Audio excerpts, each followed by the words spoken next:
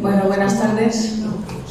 Contrariamente a lo que suele ser habitual, voy a empezar 5 minutos antes, no voy a dar 5 minutos de margen.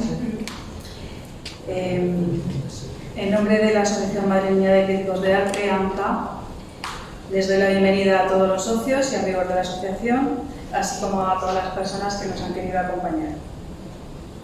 La conferencia que les voy a presentar a continuación supone, podemos decir, que el ecuador del ciclo Hablarte 2023.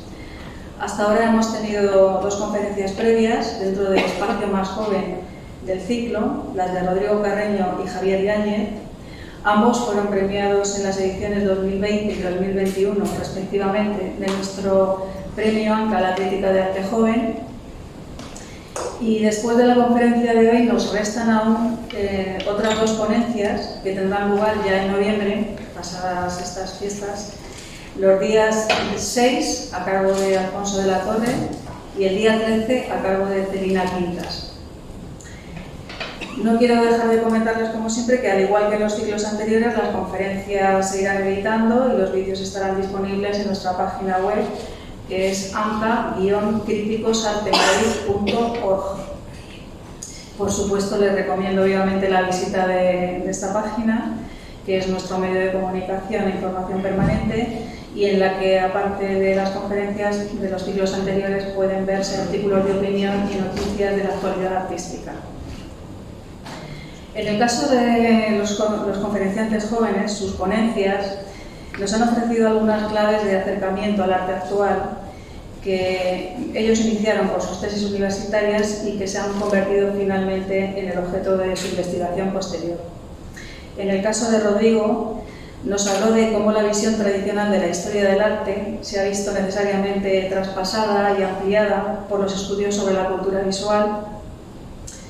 Y él nos hizo un análisis del significado de la palabra imagen y se centró en la evolución y la transformación que ha tenido este concepto, sobre todo en las últimas décadas. Yo creo que su conferencia fue bastante didáctica y nos dejó para la reflexión conceptos asociados a la obra de arte, tales como desmaterialización, instantaneidad, impacto, mutabilidad o simulación digital. La conferencia del segundo ponente, de Javier, por su parte, después de hacer un recorrido histórico por el concepto de planitud en el arte, por oposición muchas veces al de profundidad o representación, nos llevó a detenernos en la nueva visualidad y en su creciente aplanamiento, hablándonos de las posibilidades que ello ofrece. También nos aportó para la reflexión términos como superficialidad, esferas de realidad, virtualidad o el propio título de la conferencia, ontología plana, que él definió como un método de análisis de la veladura del mundo para descubrir nuevos espacios. Bueno, creo que quizá por generación el área de interés de estos 2 jóvenes críticos nos ha resultado bastante coincidente, primero por basarse en el estudio de corrientes filosófico-estéticas y en segundo lugar por estar dirigida a la postre a las relaciones que la imagen y la nueva visualidad, tecnologizada o hipertecnologizada, plantean en la práctica artística contemporánea. A partir de la conferencia de esta tarde, volvemos la mirada a un análisis de tinte más puramente historiográfico. En las 2 últimas conferencias el tema va a girar en torno al trabajo de los autores de la generación de los años 50 en España, también conocidos como el Grupo El Paso, con especial atención en Manuel Millares y en el Museo de Arte Abstracto de Cuenca. Y hoy, para abrir este otro espacio del ciclo, tenemos una conferencia que yo calificaría como de lujo, porque aúna la tríada de lo que, en mi opinión, debe tener una crítica. Esto es investigación, por una parte, análisis y proposiciones o resultas que se deriven de las 2 primeras. Las proposiciones pueden coincidir con el resto de los análisis e investigaciones previas, reafirmándolas o, en el mejor de los casos, las rebatirán, enriqueciendo de esta manera la mirada y la opinión de quien se acerque al tema. Y digo todo esto porque, coincidiendo con el año Picasso, este 2023, un año en el que se conmemora el 50 aniversario del fallecimiento del pintor y en el que se han desarrollado casi medio centenar de exposiciones y múltiples eventos, en Francia y en España, en ciudades como Madrid, Barcelona, Málaga o incluso La Coruña. Todo ello con el objetivo de evocar el legado de uno de nuestros pintores más influyentes y universales del siglo XX. Pues bien, desde ANCA y en estas circunstancias no podíamos desaprovechar la oportunidad de presentar a uno de los mayores eruditos en el estudio de Picasso y que forma parte de nuestra asociación, como es José María Juarán. Le resumo brevemente su currículum para contextualizar. José María Juarán de la Fuente es catedrático de Geografía e Historia de enseñanza media, es también licenciado en Filosofía y Letras por la Universidad Complutense de Madrid y fue becario del Consejo Superior de Investigaciones Científicas. Ha ejercido su profesión en la enseñanza, ocupando diversos cargos y recorriendo diversos institutos de bachillerato por toda España, y también ha encontrado tiempo a lo largo de su vida profesional para ejercer de galerista, aunque nunca ha abandonado su faceta investigadora. Es un concienzudo estudioso e historiador que ha publicado numerosos trabajos, entre los que podríamos destacar las publicaciones Las revoluciones de 1848, las transformaciones científicas, técnicas y económicas de 1850 a 1914 o Geografía industrial, todas estas publicaciones en la editorial ACAL. Ha publicado también diversos artículos sobre temas de historia y geografía, pero en particular sobre la obra picassiana. Entre estas publicaciones está Nueva visión de sueño y mentira de Franco, Picasso, la mujer torero y Picasso, el minotauro ciego. En todos ellos ha aportado nuevas interpretaciones sobre la obra del pintor que culminan en el libro Guernica, la obra maestra desconocida, que es fruto de 14 años de investigación. Casi nada. En los últimos años ha pronunciado más de una treintena de conferencias sobre la obra de Picasso en diferentes lugares e instituciones, como por ejemplo en la presentación del libro en el Teatro Infanta Isabel de Madrid, en la Universidad Complutense, en la Universidad de Valencia, en el Instituto Cervantes de Manchester y en distintos lugares de Madrid, Valladolid, Burgos, Córdoba, Aranda de Duero, Guadalajara, etc. José María ha participado también en diferentes congresos sobre la obra de Picasso y actualmente está preparando 3 libros sobre el autor, cuyos títulos, les avanzo, son Picasso, Toro y Caballo, Picasso, el éxito de una declaración manipulada y Para entender a Picasso. Estos libros verán la luz próximamente y además se está preparando traducciones al inglés, francés y alemán de Guernica, la obra maestra desconocida del libro que tenemos aquí, el tema de la conferencia de hoy. Bueno, como ven por todo lo anterior, es un verdadero especialista picassiano que nos va a aportar con seguridad conclusiones de sus investigaciones, a veces, como les avanzaba, que ponen distancia con las narrativas habituales. José María es uno de nuestros socios más activos y actualmente ocupa el cargo de secretario de nuestra asociación. Y no le quiero robar más tiempo. Buenas tardes. Buenas tardes. En primer lugar, quiero agradecer a doña Esther Plaza, presidenta, y a la Asociación Madrileña de Críticos de Arte la oportunidad que me brindan de dirigirme a ustedes y, por supuesto, a ustedes por su presencia. También quisiera hacer referencia a don Vicente Verdú, jefe de opinión y jefe de cultura del País, periodista, escritor, poeta y pintor que falleció en agosto ya de 1919 pasado. Escribió el prólogo de mi libro y me brindó todo su apoyo. Quiero hacer patente mi reconocimiento y mi homenaje a su figura. Este año, 2023, se cumplen, como nos ha dicho antes Esther, 50 años de la muerte de Picasso y se conmemora celebrando numerosas exposiciones y actos por todo el mundo. En 1918 publiqué mi libro, que se titula Guernica. Perdón, en 2018, sí, es un...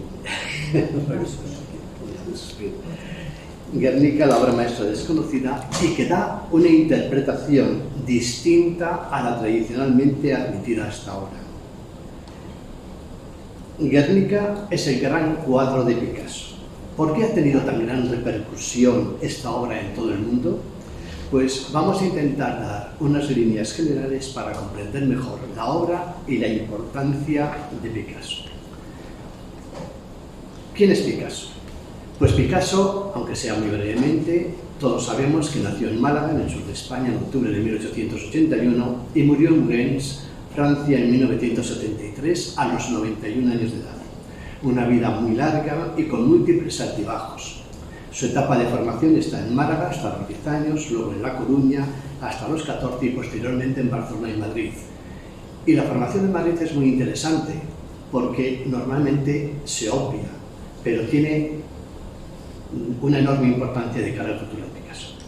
Luego, en La Coruña, vive en las dos guerras mundiales y la Guerra Civil Española.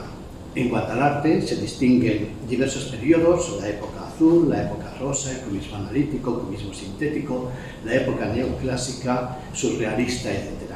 Si bien ahora no nos podemos detener a analizarlos. Aunque pasó algunas dificultades económicas cuando tenía 21 o 22 años, cuenta que en Madrid precisamente pasó tanto frío que se vio obligado a quemar algunos dibujos realizados en papel para calentarse en invierno. La verdad es que pronto empezó a vender sus trabajos y además muy caros. Al finalizar su vida era uno de los hombres más ricos del mundo. Aunque nació en España y se sintió siempre muy español, vivió fundamentalmente en Francia, en París y en el sur de Francia, en la Costa Azul, los últimos años de su vida. Picasso era apolítico, sobre todo en los años de realización del Guernica, en 1937. Su marchante, Kahnweiler, decía que era el más apolítico de los hombres, pero 7 años después se afilió al Partido Comunista Francés en 1944, nada más que se liberó París de la ocupación nazi. Por otra parte, Picasso ha sido el artista más influyente del siglo XX, un dato que últimamente comparte con Marcel Duchamp, aunque yo creo que la modernidad en el arte no habría funcionado sin Picasso. Fue el creador del cubismo, el movimiento artístico que rompe la perspectiva tradicional desde el Renacimiento con su obra Las señoritas de Aviñón en 1907. Su obra está extendida por todo el mundo y sus cuadros son los que alcanzan más valor en las subastas de arte. 5 de sus obras están entre las 10 más caras del mundo, aunque claro, esta lista varía casi cada vez que hay una nueva subasta importante en Sotheby's o en Christie's, ¿no? Pero en fin, varias veces sus cuadros han roto los récords en subasta y han ocupado el primer lugar. Para tener una idea de cuánto se paga por un cuadro de Picasso, por ejemplo, tenemos por se pagaron, que es Las mujeres de Argel, se pagaron 179 millones de euros. Por el retrato de Dora Maar, 95 millones, por Garçon à la Pipe, 104 millones, por Desnudo, Hojas Verdes y Busto, 106 millones, y por El Sueño, que lo realizó en 1932 y fue vendido en 2013, pues se pagó la friolera de 155 millones de dólares. Museos de todo el mundo se disputan las obras de Picasso y es el artista que tiene más museos dedicados exclusivamente a su obra. París, Málaga, Barcelona, Coruña, Antibes, hasta en Buitrago de Lozoya, aquí en Madrid. Y luego hay otro montón de museos, como por ejemplo el Reina Sofía de Madrid, que aunque no está dedicado exclusivamente a Picasso, sin embargo, las obras fundamentales del museo es el Guernica y los bocetos preparatorios. Por otra parte, un dato que también hay que considerar es que el Ministerio de Cultura español ha dispuesto para asignar unos autores a un museo o a otro, es decir, al Prado de la Reina Sofía, el año de nacimiento de Picasso. Los artistas que hayan nacido antes del año de nacimiento de Picasso, 1881, pueden estar en el Prado. A partir del nacimiento de Picasso ya tienen que estar en la Reina Sofía. Cada año, más de 4 millones de visitantes visitan el Museo Reina Sofía, sobre todo, evidentemente, por el Guernica. Muchas de sus obras lo forman iconos reconocidos por todo el mundo y por todas las personas, como por ejemplo la Paloma de la Paz. Y en muchas de las manifestaciones en todo el mundo contra las guerras, y más ahora, por ejemplo, utilizan símbolos de Picasso y en particular el Guernica. Aquí vemos cómo en la guerra de Ucrania, ¿no?, un artista colocó también el Guernica, y esto ocurre en muchísimas ocasiones. Estas imágenes aparecen siempre cuando hay alguna manifestación contra la guerra. Todos los años se publican miles de libros, artículos en la prensa escrita o en internet. El otro día leí que se habían publicado ya, hablando de la obra de Picasso, 10.000 libros. 10.000. Picasso, su figura y sus imágenes están presentes en nuestra vida diaria y probablemente los estadounidenses en una encuesta consideraron que era el personaje más conocido del siglo XX y probablemente estos tenían razón, es decir, es el personaje más conocido. Es difícil pensar que, por ejemplo, a los 50 años de su muerte se puedan realizar tantísimas exposiciones, conferencias, etcétera, películas, series de televisión sobre una persona como ha sido sobre Picasso. Pues si Picasso es tan importante como artista, su obra más conocida y también la más significativa del siglo XX y una de las más importantes de la historia es Guernica, el Guernica. Después de miles de publicaciones, como he citado antes, sobre el Guernica, y a los 80 y tantos años de su creación, un nuevo libro puede decir algo nuevo sobre el cuadro más famoso del siglo XX y uno de los más importantes de la historia. No estará ya todo dicho, no estaría ya todo dicho, como me dijo precisamente una de las personas que trajeron el Guernica a España. Digo, sí, el Guernica está todo dicho. Digo, bueno, pues vamos a ver. 14 años de investigación sobre el tema parecerían un tiempo perdido. Sin embargo, creo que el libro aporta elementos que espero contribuyan a cambiar la idea que se tiene sobre la interpretación del cuadro. Es muy posible que el título Guernica haya sido un trampantojo que enmascara la realidad del primitivo pensamiento que tuvo Picasso. El título ha influido decisivamente en la concepción del cuadro, como el bombardeo de la ciudad vasca y sus consecuencias sociales y políticas. Bien, este es el libro, perdonad, aquí estamos. Aquí. Mi libro pretende demostrar, yo creo que lo consigue, por lo menos en un cierto aspecto, que el cuadro titulado Guernica no tiene nada que ver desde su concepción con el bombardeo de la ciudad vasca, sino con la biografía de Picasso. He insistido sobre todo en el pensamiento expuesto por el propio Picasso en numerosas ocasiones. Yo pinto como otros escriben su autobiografía. Hace 2 años se celebró una exposición Olga Picasso en Málaga y después la trajeron aquí al CaixaForum de Madrid. Su nieto, Bernard Ruiz Picasso, también decía: siempre cuenta su vida en sus cuadros. Habla de sus sentimientos y retrata lo que le rodea. La hipótesis central del libro, refrendada por esta exposición que hemos citado, es la siguiente. Si en general prácticamente toda la obra de Picasso es autobiográfica, como el cuadro más importante que pintó, por el que tenía conciencia de pasar a la posteridad, junto con los 62 bocetos y poscriptos que lo acompañan, además de la dama oferente, no iban a ser autobiográficos. El porqué del título. Guernica, la obra maestra desconocida, que también es el título de la conferencia. El título del libro es un guiño a la novela de Balzac, La obra maestra desconocida, en la que el maestro Frauenhofer, su protagonista, tenía el estudio en el número 7 de la calle de Grans Agustins, el mismo lugar donde Picasso pintó el Guernica. Picasso se identificó con el artista incomprendido. Frauenhofer era un artista magnífico, pero era incomprendido. Y esta incomprensión que experimentó Frauenhofer la había experimentado también Picasso cuando realizó Las señoritas d'Avignon, que cuando se la presentó a sus amigos y a sus, a los que les compraban algunos de sus coleccionistas, pues suscitó las risas y burlas, incluso de Matisse. Picasso conocía perfectamente la novela, recordaba todos sus detalles porque también realizó una serie de grabados ilustrándola, y cuando subieron François Gillot su amante, estamos hablando del año 1942, y madre de sus hijos, Paloma y Claude, al subir las escaleras, Picasso se lo comentó. Y le comentó que allí, en aquel estudio, Balzac había colocado el estudio de Frauenhofer. Al mismo tiempo, he querido poner este título para hacer referencia al mismo cuadro, Guernica, pues considero que debe ser analizado y explicado bajo otra mirada distinta de aquella bajo la cual ha sido contemplado hasta ahora, por lo que podríamos considerar que actualmente también es una obra desconocida. ¿Cómo hay que estudiar el Guernica?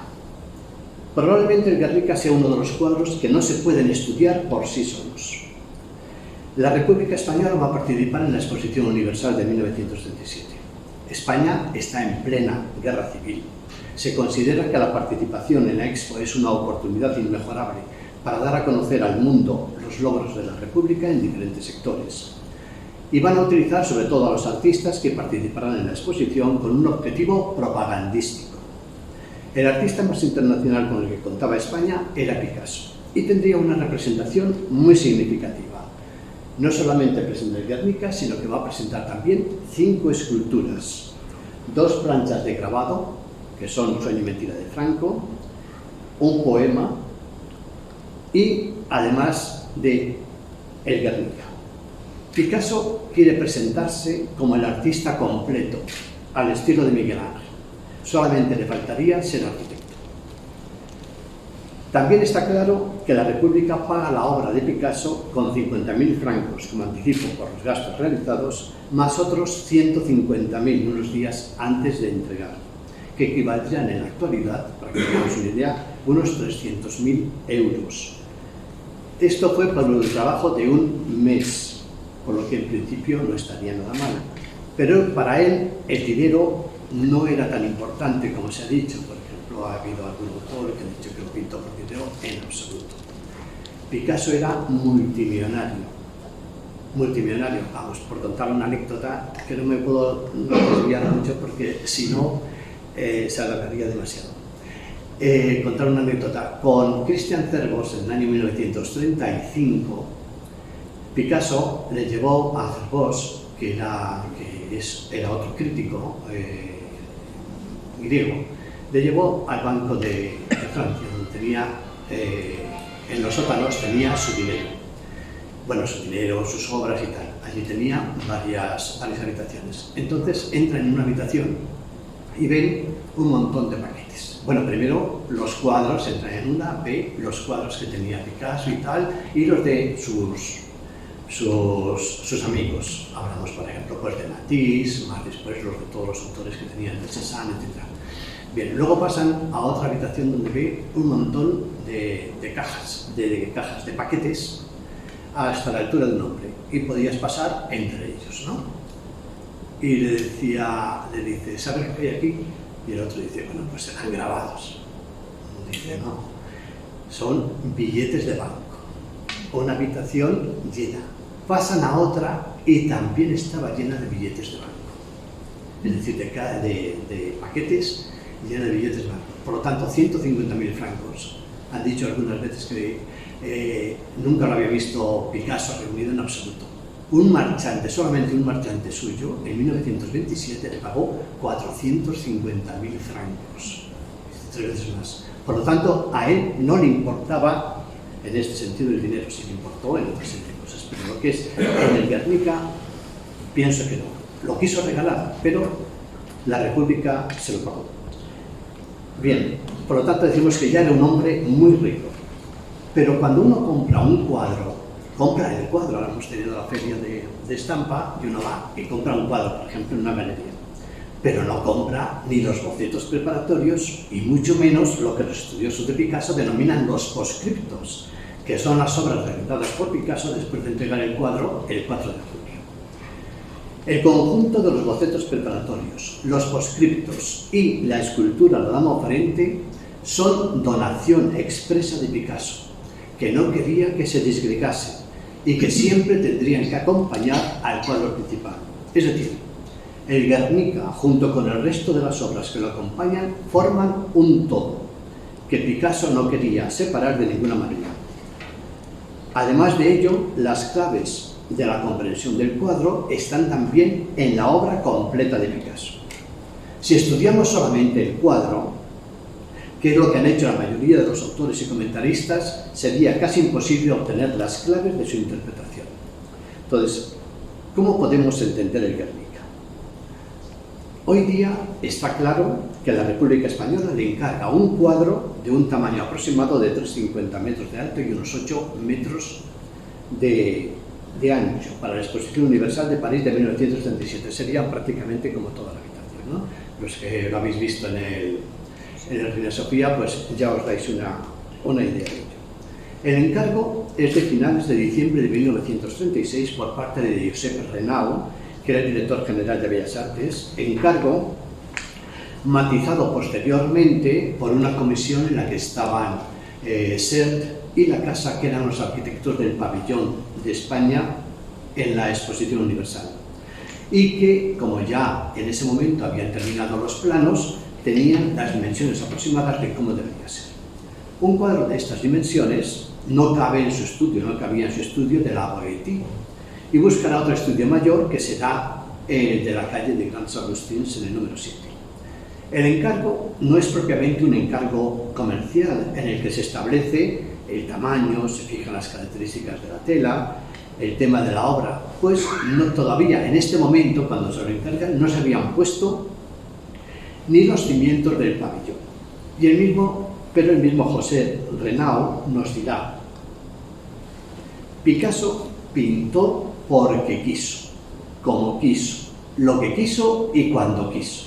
Es decir, no tiene, en principio, no le van a encargar una obra sobre un tema determinado en absoluto, porque Picasso no lo puede evitar.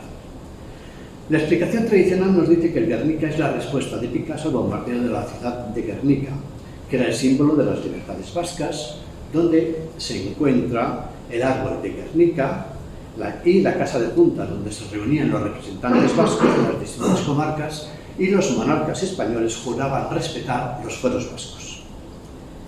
El 26 de abril de 1937 se produce el bombardeo de Guernica por la aviación alemana, de la Luftwaffe, y también la italiana al servicio de Franco.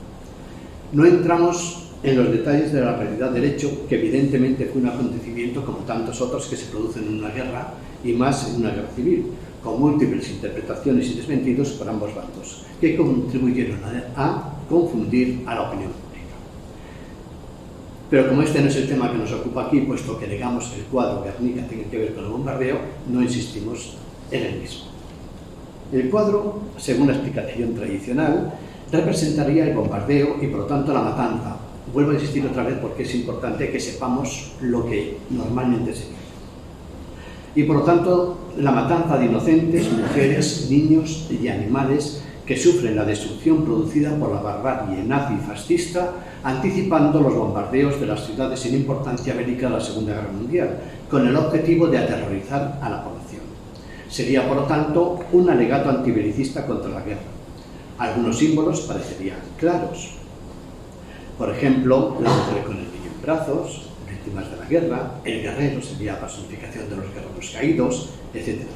El toro, que a veces ha sido considerado como animal totémico de España, que protege a la mujer con el niño; y el caballo como alegoría del bien o del mal, o símbolo de dolor y la agonía, que ha sido tradicional en los analistas anglosajones. Para ellos el caballo siempre es el bueno y el toro sería el malo. Al mismo tiempo, se le dio un contenido político antifascista. El toro ha sido considerado como símbolo fascista y en otras ocasiones ha sido interpretado como España. Incluso hay una identificación con España que protege a la mujer con el niño. En el cuadro destaca la violencia expresiva de muchos detalles: la lengua afilada del caballo, por ejemplo, la pezuña aplastante sobre la mano enérgica del guerrero muerto, las bocas abiertas en posición de alarido, incluso una flor aquí, si lo veis, en la espada, en una flor en el pomo de la espada, que se interpretaría como un elemento de esperanza ante tanta destrucción. Sería un ejemplo límite del poder de la pintura como lenguaje. Sería la sustitución de la palabra por el grito, que en situación de angustia pronuncia y exclama el hombre.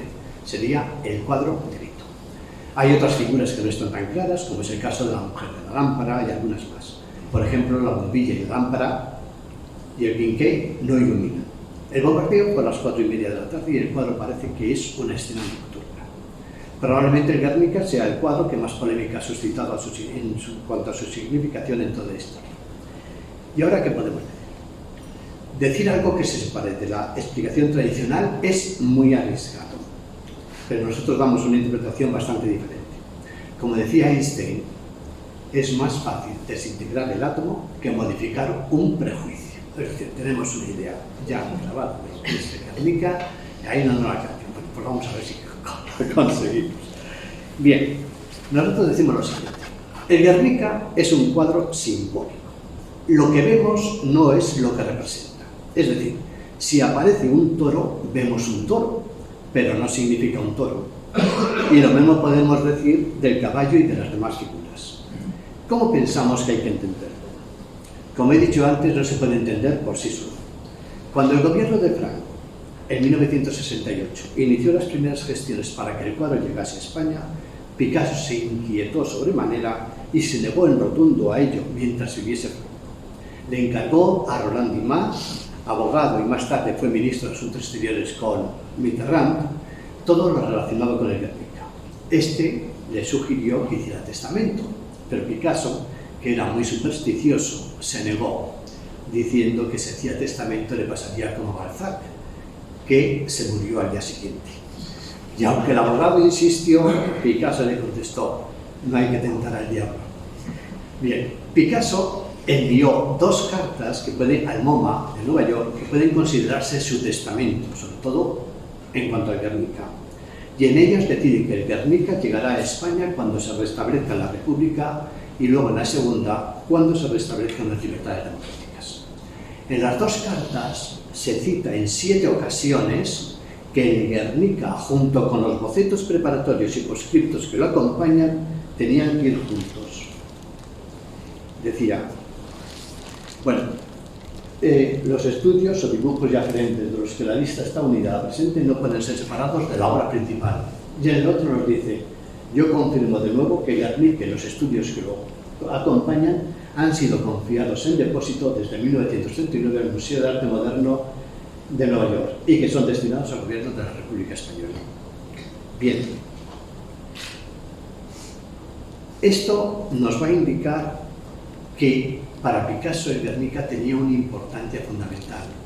Estos documentos se consideran de alguna manera como su testamento, es decir, no hizo testamento de la cantidad de obras que dejaba ni el follón que tenía organizado con sus hijos, ¿no?, de diferentes madres. Bueno, entonces es muy importante, muy clarificadora esto de aquí. Los contratos, los pleitos que me hacen mis hijos, que le metieron en pleitos porque querían que se les reconociese como hijos suyos. Pero la ley francesa lo impedía, porque eran hijos naturales. Mientras él estaba casado, los había tenido con otra mujer, y por lo tanto no podían ser reconocidos oficialmente legalmente por los franceses. Y dice: mientras la ley no cambie, no podrán ganar la causa. Lo único que me importa es Guernica. Guernica es mi vida. Guernica se me va.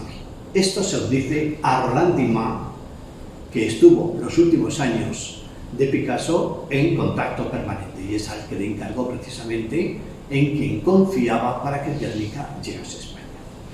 Esto lo hizo en un libro que se publicó en el año 2018, cuando yo ya había publicado el libro, y entonces cuando lo vi dije: tate, esto es intentamos ir a París para hacerle una entrevista a Roland Dumas, y ya la teníamos concertada, pero a última hora su mujer se volvió atrás porque Roland Dumas era un personaje que era un dandy, era una persona con muy buena planta y un aspecto magnífico, pero ya va a tener 100 años y no quería que esa imagen que tenía de antes se perdiese. Y total que no pudimos ver. Y en otro momento dirá también, Guernica es la historia más grande de mi vida.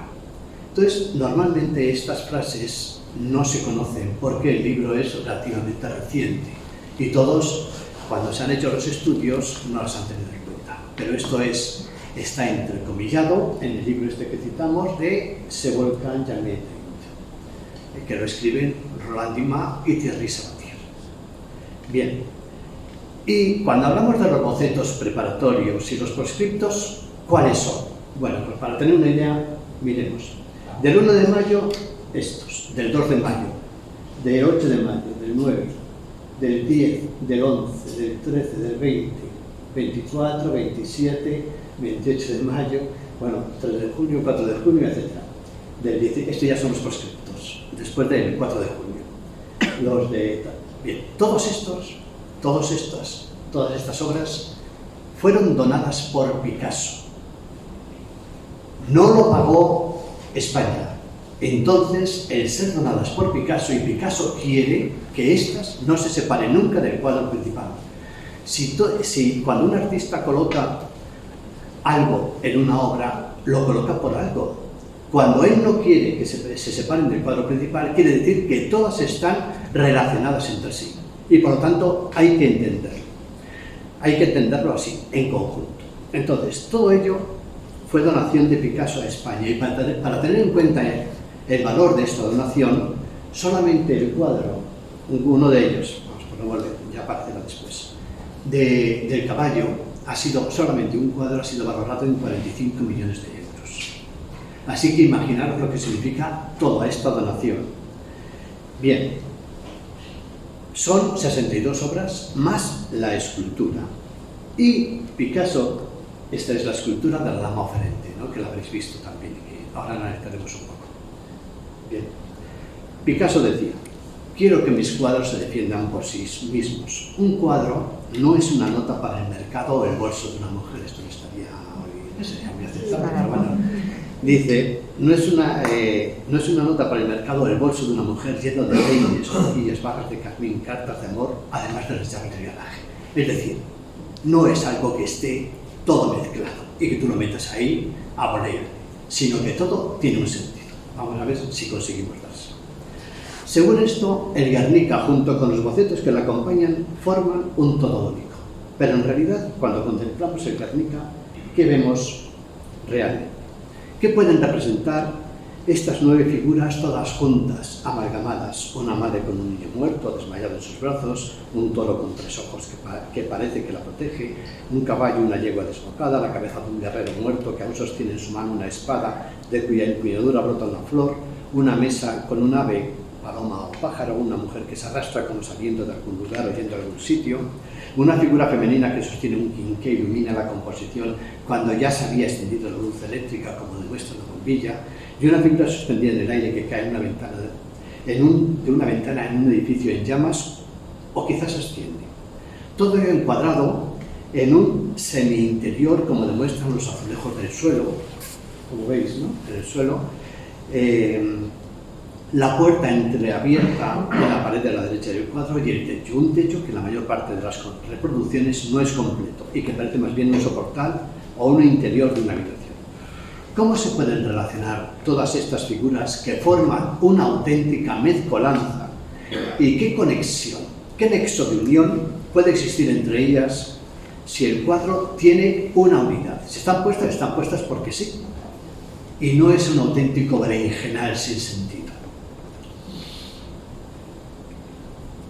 A partir del día 11 de mayo conocemos las distintas fases de la elaboración del cuadro a través de las fotografías de Dora Maar. Son estas que aparecen aquí. Son 8 estados, 8 fases por las que va pasando la elaboración del Guernica, hasta que es entregado el día 4 de junio en el Pabellón de España en la Exposición Internacional de París. ¿Hace referencia a un bombardeo? Evidentemente no tenemos ni aviones ni bombas de forma explícita, a excepción de las llamas que aparecen en la parte derecha del cuadro, que pueden tener otra explicación. Hoy día los principales autores, como por ejemplo Herzl Bechet o Josefina Alice Trueba, afirman que el cuadro no tiene nada que ver con el bombardeo. Excepto por el título, Guernica, el cuadro no posee relación manifiesta con el bombardeo ni con la ciudad, ni tan siquiera con la guerra civil. Picasso, por otra parte, no declaró nunca que la tuviera, tan solo que era su respuesta a los trágicos sucesos acaecidos a sus compatriotas. En cuanto al título, sabemos que Picasso prácticamente nunca ponía títulos a sus cuadros. En torno al 20 de mayo, él empieza a pintar el Guernica los primeros bocetos el 1 de mayo, la tela el 11 de mayo, y en torno al 20 de mayo una delegación de la Embajada Española y otros amigos visitan a Picasso para ver la marcha del cuadro, porque ya la Exposición Universal se iba a inaugurar y todavía no tenían nada. El bombardeo se había producido el 26 de abril. 26 de abril son las fechas, ¿estamos? Uno de sus integrantes, cuando vieron todo aquel follón que había ahí, todas estas figuras, uno de sus integrantes, posiblemente, porque lo cuenta él, posiblemente el poeta Paul Eluard, que era su amigo, o Juan Larrea, que es quien lo cuenta, que era poeta vasco y que, en fin, podría haberlo dicho, también estaba muy relacionado con Picasso. Picasso fue el padrino de bautismo de un hijo suyo, pues era el jefe de propaganda de la Embajada de España en París, pronuncia el título, Guernica. Para entenderlo hay que pensar que Paul Eluard había compuesto una obra, un poema, que se titulaba La victoria de Guernica. Y el otro, Juan Larrea, era vasco. Y por lo tanto, ven todo ese follón y dice Guernica. Y Picasso, que era un lince, acepta inmediatamente el título. Captaba rápidamente la importancia de algunos de los datos, acontecimientos de su entorno. Así él tomaba de los demás lo que consideraba oportuno y así tomó el título. La cosa está muy clara. Picasso dice, ¿cómo voy a poner yo? Voy a decir que es mi vida este cuadro. Y si todos estos intelectuales que vienen aquí acompañando a los embajadores, bueno, a los representantes de la Embajada de España, dicen que es Guernica, pues perfecto, Guernica. Bien, el título aparece, por lo tanto, después del comienzo de la elaboración del cuadro, por lo que su significado en origen nada tiene que ver, probablemente, con el bombardeo de la ciudad. Es muy probable, por lo tanto, como he dicho antes, que el título Guernica haya sido un trampantojo que enmascara la realidad del primitivo pensamiento que tuvo Picasso. A preguntas del director del Museo de Arte Moderno de Nueva York, Alfred Archibald, que hizo por Picasso algo auténticamente imposible de pagar, es decir, él es el director del Museo del MoMA de Nueva York, el que fundó, también el primer director, y realizó las dos grandes exposiciones de Picasso. Picasso a los 40 años de su arte y Picasso a los 50 años. Entonces le popularizó, le colocó como el artista más importante del mundo de este momento, en Estados Unidos. Bien, pues este le pregunta a Picasso, dinos ya qué significa Guernica. Y entonces Picasso contesta, se lo dice a Caprice. Este toro es un toro, este caballo es un caballo.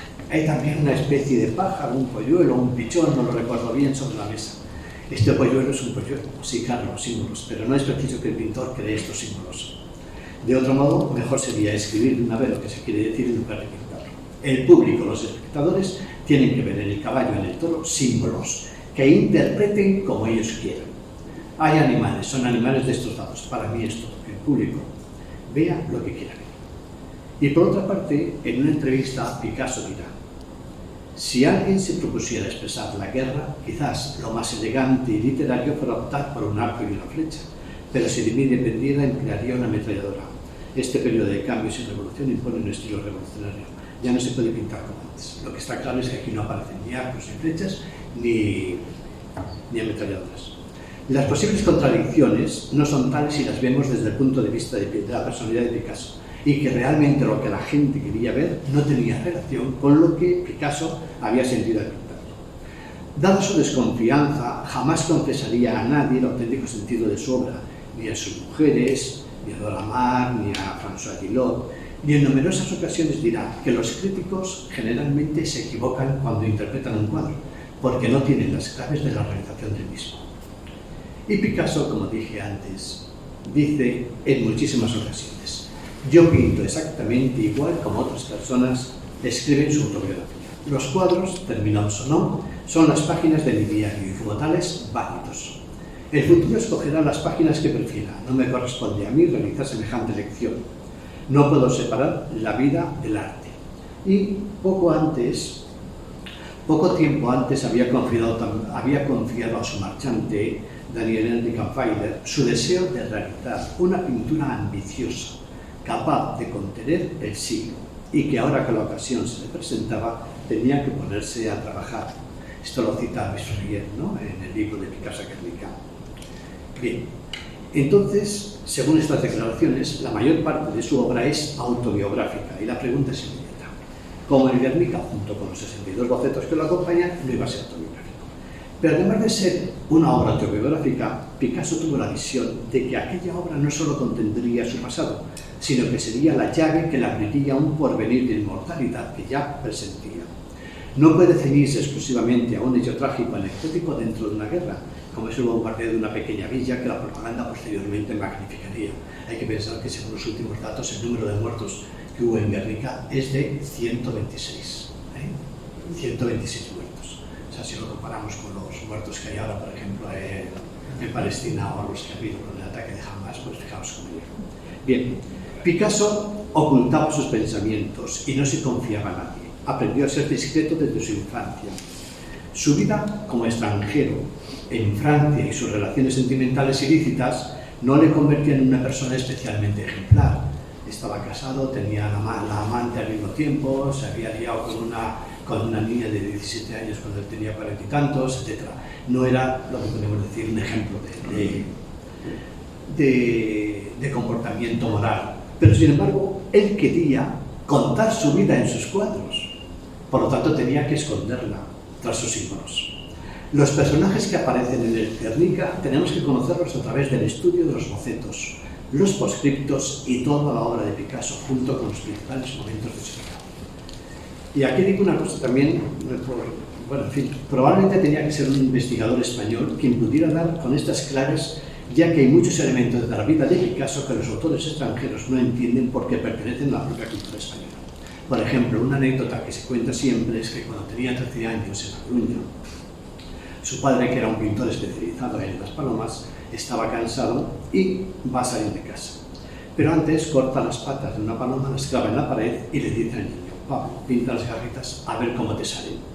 Se va a dar un paseo y cuando vuelve constata que las ha pintado tan perfectamente que le entrega la paleta y los pinceles a su hijo.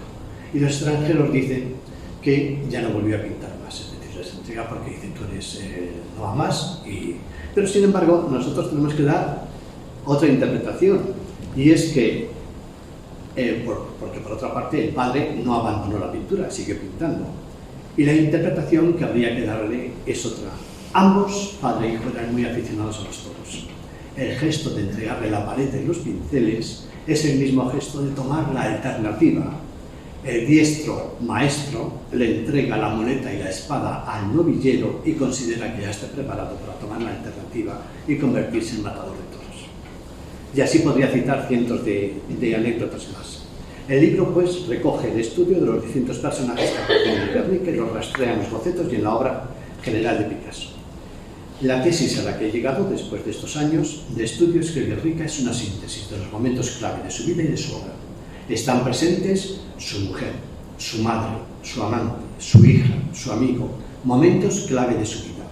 Y el Guernica sería también una síntesis de las grandes corrientes pictóricas del siglo XX. Tenemos cubismo, hay surrealismo, expresionismo y figuración. No la abstracción, porque sabemos que Picasso no la cultivó. La riqueza de significados del Guernica es inmensa. Tiene varios niveles de interpretación y algunas de las figuras son polisémicas y cambian del personaje de los bocetos al cuadro principal. Para no cansarles demasiado, vamos a mostrar 4 ejemplos. Vamos a ver el toro, el caballo, la mujer de la lámpara y el guerrero. El toro. El toro es la figura a la que se dirigen todas las demás figuras. Desde su dignidad nos mira fijamente y al mismo tiempo está protegiendo a la madre con el niño desmayado o muerto. Se le ha dado una interpretación de carácter político y que se refería a España, a la República o incluso al fascismo. Ya he dicho que el toro era el malo y el caballo el bueno, ¿no?, para los anglosajones. Según Kahnweiler, que era su marchante más importante y que le hemos citado varias veces, Picasso era el más apolítico de los hombres. Él decía: si en España hay un rey, yo soy monárquico. Solamente a partir de 1944 es el momento en el que se afilia al Partido Comunista, pero podrían contarse con los dedos de una mano, o como mucho de las dos, los cuadros verdaderamente políticos de Picasso. En la obra de Picasso hoy día nadie duda de que el toro y el minotauro se refieren a Picasso.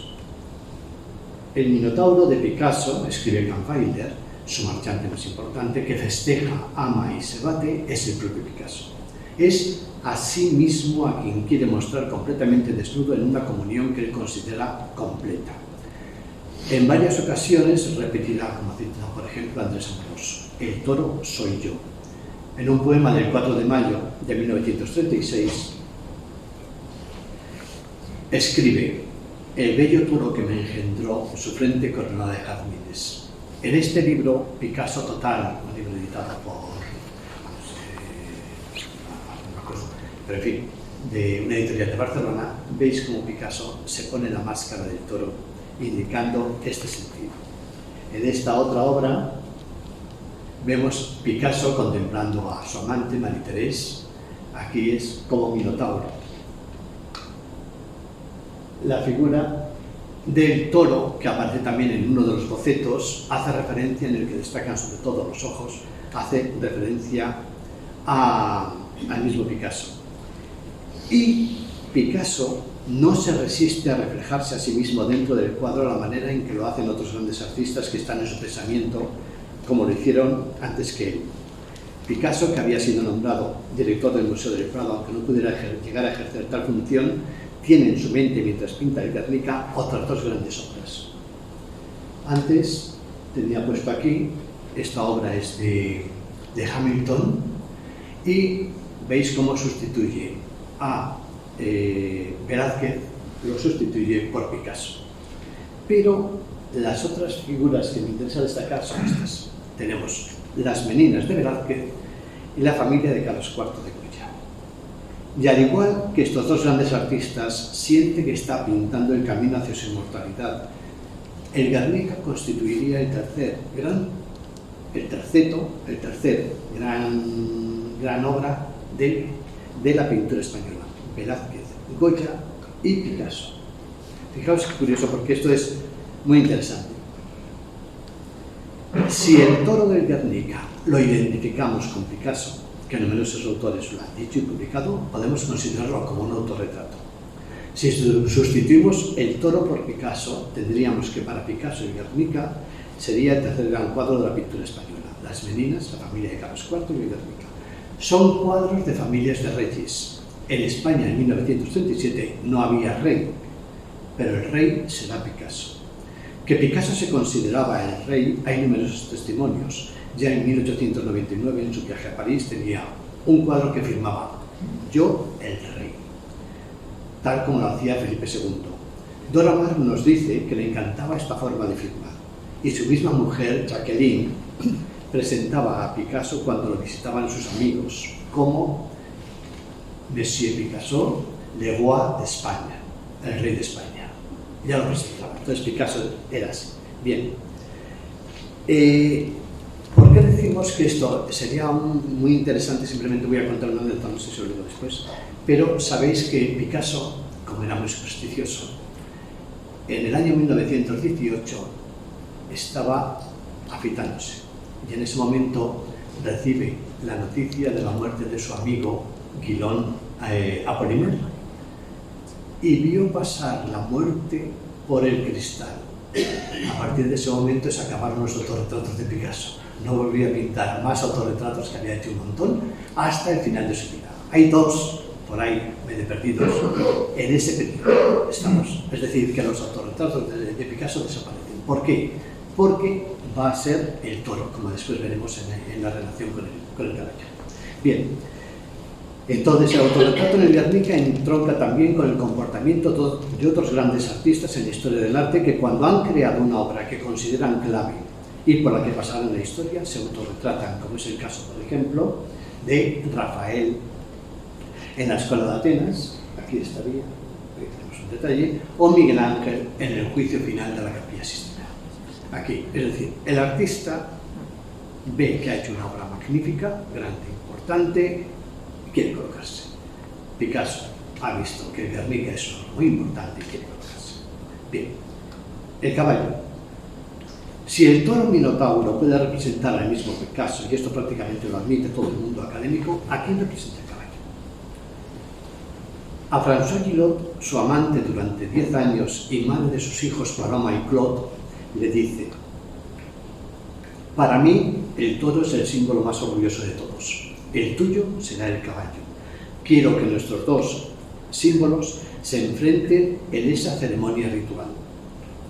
El mismo Larrea, que hemos citado anteriormente, comenta que Picasso le había indicado que el caballo, no referido exactamente al Guernica, sino a las obras de 1918 a 1936, representaba a sus mujeres. El enfrentamiento toro-caballo no hace referencia a la corrida de toros al modo tradicional, como han dicho muchos de sus críticos, sino a la relación, sobre todo, Picasso-Olga Koklova, su mujer. Múltiples ejemplos lo avalan. La lucha entre el caballo y el toro es la lucha entre su mujer y él mismo. Sé, por habérselo oído decir a él incidentalmente, que en sus cuadros de una determinada época el caballo representa por lo general a una persona de sexo contrario al suyo, que iba desempeñando un papel excepcional, que ha desempeñado un papel excepcionalmente importante en su vida. Y en otro momento dice también Juan Larrea: la identidad simbólica entre la mujer y el caballo dentro del rito sexual es tan conocida que no requiere explicaciones. Este en las corridas de toros recibe por añadidura la cornada viril del astro. Es decir, para Picasso, sabéis que el peto a los caballos se les pone ya de una manera obligatoria a partir de 1928 con Primo de Rivera, ¿no?, el dictador. Entonces, hasta ese momento, el caballo, muchos caballos morían en la plaza porque eran corneados por el toro. La forma de, la imagen del toro corneando al caballo es para Picasso la toma como el hombre contra la mujer. Esto es claro aquí.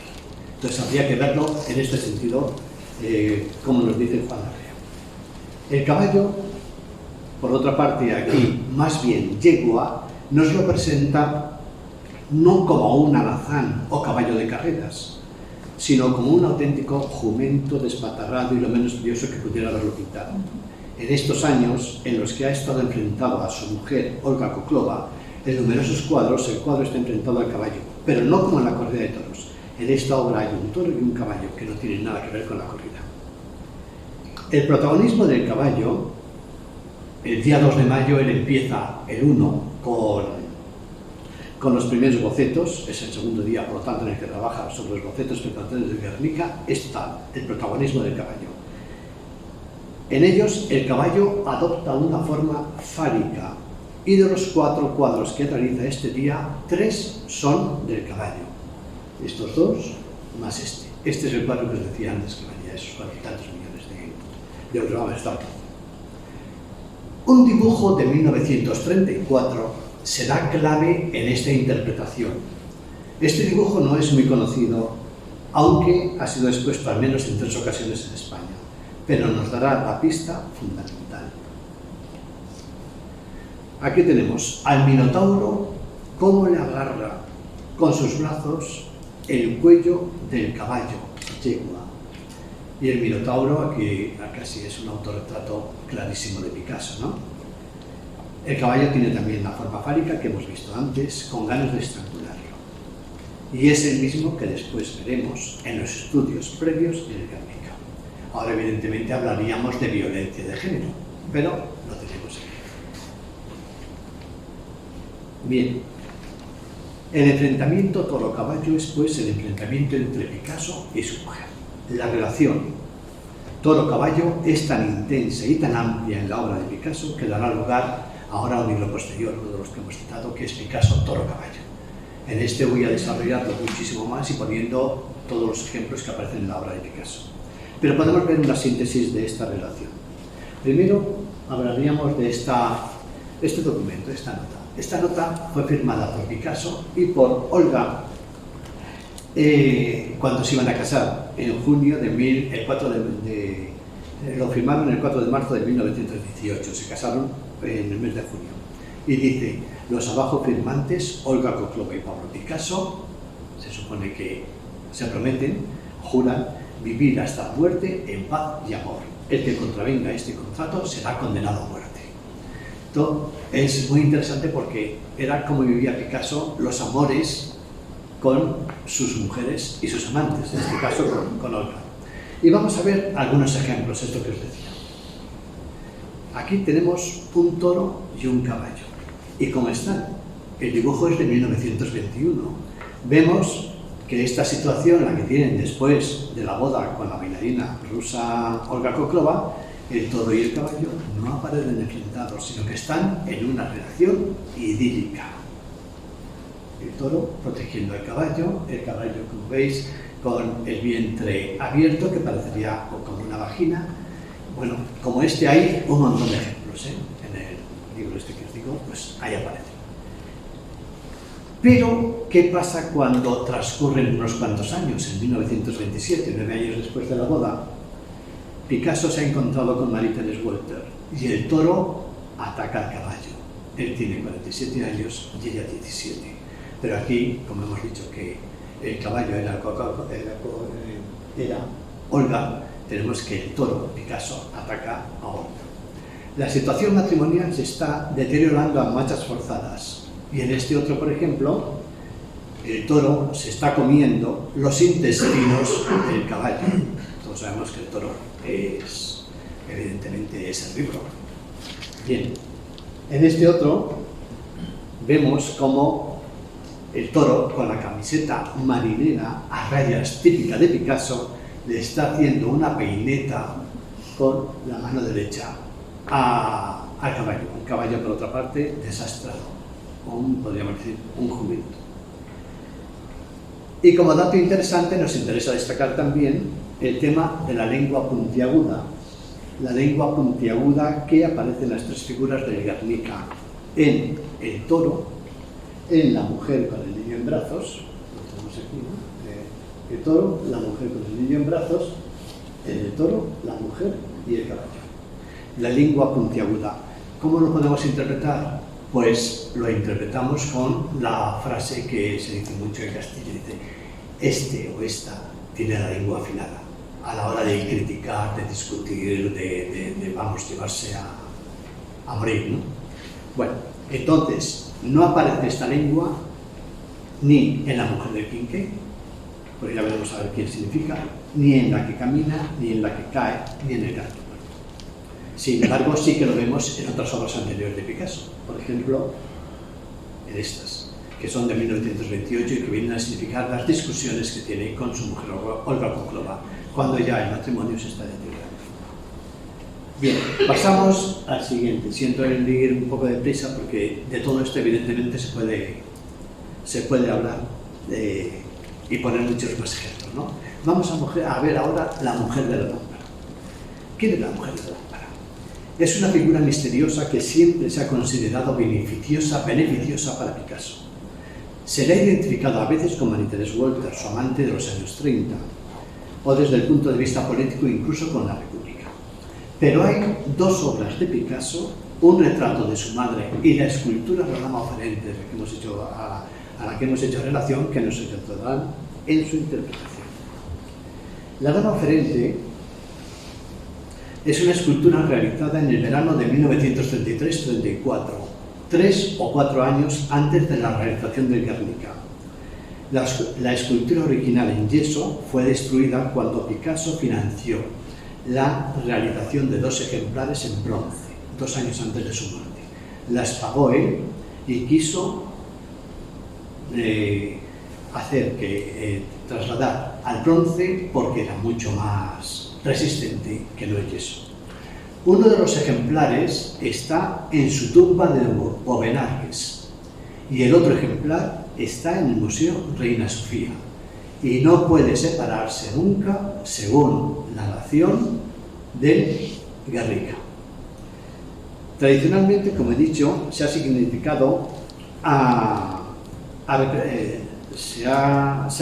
el significado de representar a Marie-Thérèse Walter, que era la amante secreta de Picasso en esta época. Pero si observamos la figura, vemos que Picasso, que solía representar explícitamente los órganos sexuales de la mujer, en esta ocasión, aunque es un desnudo, no aparece. No aparecen los pezones en los pechos o la vulva en la escultura. Parece como si Picasso tuviera un cierto pudor. Y por otra parte, no es verosímil que una mujer, en este caso Jacqueline, la esposa de Picasso, colocara en la tumba de su marido la escultura de un amante, por mucho que fuese una obra de arte. A ver qué mujer va a colocar en la obra de su marido y dice, aquí está la amante de mi marido. Vamos, esto no se lo puede a nadie. Y por eso cuando dicen que es Marie-Thérèse Walter, aquí, en fin, hay algunos autores que realmente la han defendido, aunque no se parecen nada, pero bueno, la han defendido, pero con esto, pues evidentemente se queda con su propio peso. Y sin embargo, la relación entre la escultura y la figura de Guernica es evidente. Vemos que la lámpara, por ejemplo, si quitamos la llama aquí, si suprimimos la llama, vemos que aquí la lámpara es la misma, exactamente. Y la forma también que tiene es la misma. Bien. Existe un retrato de la madre de Picasso de 1923. Este retrato lo conservó Picasso durante toda su vida. Y si nos fijamos en ambas figuras, por una parte la de Guernica y por otra el retrato de su madre, observamos la relación que existe entre ellas. Vemos que el pelo ondulado, porque esto realmente lo hizo cuando se dice que Picasso no sabía dibujar, es una de esas tonterías que se dicen permanentemente. Bien, vemos cómo también lo tenemos aquí. Y si nos fijamos en el lóbulo de la oreja, eso es propio de un retrato. Si lo coloca en Picasso es porque respondía a algo real, y ese algo real es el del pendiente de la madre.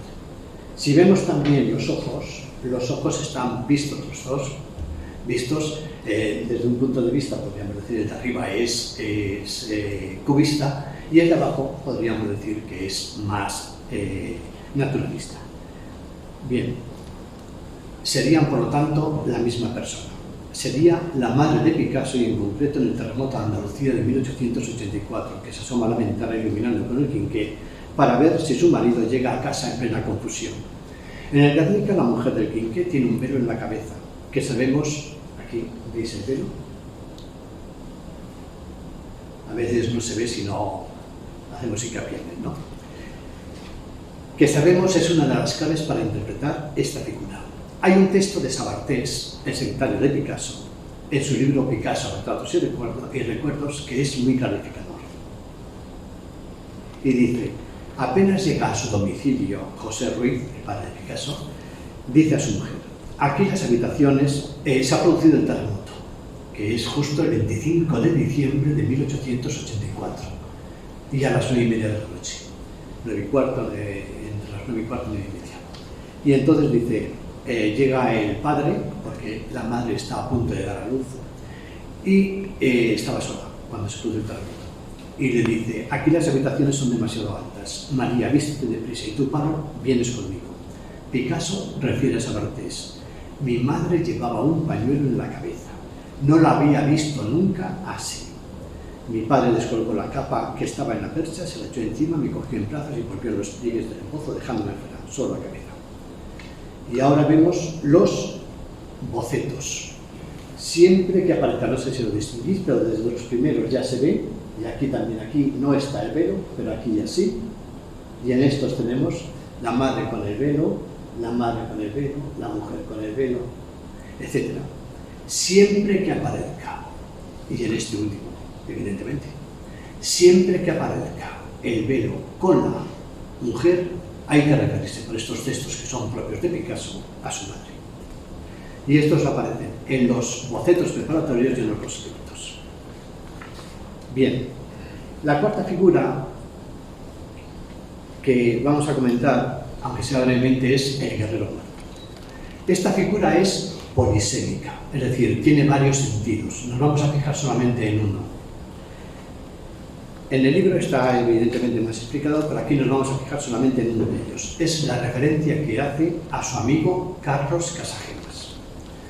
En 1899, ambos amigos, Picasso en este momento tiene 18 años y el otro tiene 19, nació en 1881, estamos en 1899, van a París, Y allí en el ambiente de la bohemia se unen a unas hermanas relativamente complacientes, podríamos decir.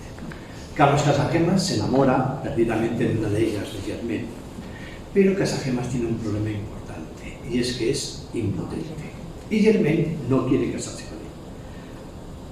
Para liberarle de la depresión que sentía, Picasso se viene con su amigo a Málaga a pasar la Navidad.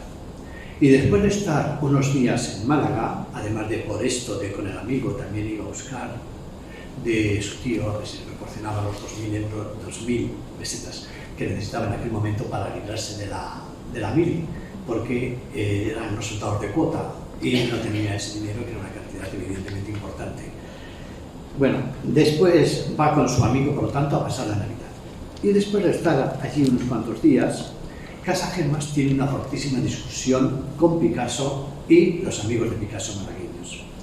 Una discusión en la que les insulta diciéndoles que no saben hablar español, vosotros malagueños que no sabéis hablar español, los andaluzes en general, y utiliza unas expresiones soeces, que no son del tema de reproducirlas aquí, pero vamos, que están perfectamente documentadas porque el mismo Casagemas se lo escribe, que le escribe una carta a un amigo suyo de Barcelona y le viene a contar todo esto. Bien, casi llegan a las manos. Entonces Picasso dice, bueno, aquí con este amigo la verdad es que me va a meter en muchas complicaciones. Le pide a su tío que le pague el billete a Barcelona. Y después de Barcelona, Casagemas irá a Barcelona y luego de Barcelona a París. Y Picasso se viene a Madrid. Cuando llega a París, el amigo Casagemas es rechazado de nuevo por Germaine. Dice, bueno, somos amigos, pero no quiero saber nada más contigo. Y entonces Casagemas les dice a los demás compañeros de allí de París, dice, me voy a volver a Barcelona y por lo tanto vamos a celebrar esta noche una cena de despedida. Cuando están en medio de la cena, saca una pistola, apunta a Germaine y dispara contra ella. Germaine se esconde detrás de uno de los amigos de los asistentes, no le da y luego la dirige contra su propia sien y se suicida. A las 2 horas morirá. Cuando Picasso conoce la noticia, le afectará profundamente porque era su amigo, la última vez que se habían visto casi llegan a las manos, por tanto era una situación que para Picasso será muy traumática porque también se va a considerar de alguna manera culpable de esta muerte, igual que se consideró culpable de alguna manera de la muerte de su hermana pequeña en La Coruña y culpable de otro pintor, Figel, que se suicidó también en de Bateau Lamour, etc. La muerte le va a ir acompañando, este es un tema muy importante. Bueno, pues total que en los meses siguientes va a realizar varios cuadros relacionados con la muerte de Casagemas. Y entre los bocetos de Guernica hay 3 en los cuales aparece claramente la mancha de sangre en la cabeza en el lugar en que se había disparado Casagemas. Tenemos aquí lo vemos, la mancha de sangre, este es el primero, en el segundo también una mancha de sangre y en el tercero, este es el realizado justo el mismo día en el que entrega el Guernica, no, el día anterior. Lo realiza el 3 de junio, y aquí es todavía más clara, esta mancha de sangre. Cuando pintan algo, por lo tanto, decimos que tiene un sentido. Bien, y Picasso dirá, cada vez que pienso en Casagemas, pinto en azul. Y esto influirá, es decir, es uno de los momentos clave de la historia de la vida de Picasso. La muerte de Casagemas la afectó tanto que dará lugar a su periodo azul. Y aquí lo retrata ya uno de los primeros cuadros de color azul que tiene, y en este otro vemos con el disparo en la sien. Entonces, los bocetos hacen referencia, por lo tanto, a este momento clave en la vida de Picasso y de su trayectoria artística, el suicidio de su amigo y el comienzo de su época azul, que por otra parte es una de las etapas más valoradas de su pintura. Y la espada, aquí simplemente lo indicamos, estaría más explicado también, pero sabéis que la espada también tiene un sentido fálico, y cuando la espada está rota, indicaría que el amigo haría referencia a su impotencia. Yo precisamente a mí me gusta mucho porque es la imagen que elegí para la portada del libro, ¿no? Bien, estas 4 figuras, bueno, son una muestra de la investigación llevada a cabo y reflejada en el libro. Por otra parte, Picasso, en declaraciones a Christian Cervo, su crítico más importante de la época de Guernica, y que es quien realiza también el catálogo razonado de su obra, por cierto que el catálogo razonado son como unos 30 volúmenes y vale del orden de unos 20-25.000 dólares. Bueno, pues Picasso le dice: pero hay algo muy extraño, los cuadros no sufren cambios fundamentales, la primera visión continúa casi intacta a pesar de las apariencias. Y Picasso realiza los primeros bocetos del Guernica los días 1 y 2 de mayo de 1937, 7 días después del bombardeo. Vemos que aquí, evidentemente, muestran la primera idea y los primeros atisbos de la obra, que permanecen hasta el final del Guernica. Y en ellos solamente tenemos, bueno, estos 2 bocetos globales que vemos que ya aparecen ahí, las líneas fundamentales de lo que será el Guernica. No hay el menor indicio de nada que se parezca a un bombardeo o a una escena de guerra. Y sí que las figuras principales que aparecen en esos bocetos permanecen hasta el final del Guernica. Aunque, por otra parte, no hay que olvidar que, según Picasso, un cuadro, cuando se termina, sigue cambiando, según el estado del ánimo del que lo mira. Un cuadro tiene vida, como cualquier criatura, y sufre cambios que de día a día nos impone la vida. Esto es natural, pues el cuadro solo vive a través de la persona que lo mira. Bien, el libro, y espero que si en algún momento leen el libro, pues les guste y contribuya a modificar la interpretación tradicional del Guernica. Muchas gracias.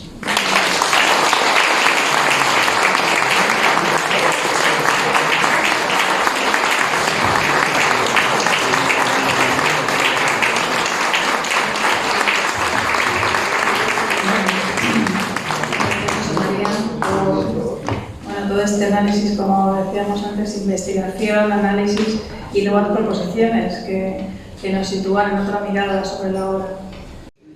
Se quedan muchos temas en el tintero. A mí también me hubiera gustado que hubiéramos podido tocar el tema de las corrientes artísticas que están contenidas en el Guernica. Quizá tengamos oportunidad de hacer otra conferencia sobre esto. No sé, María. Muchísimas gracias a todos.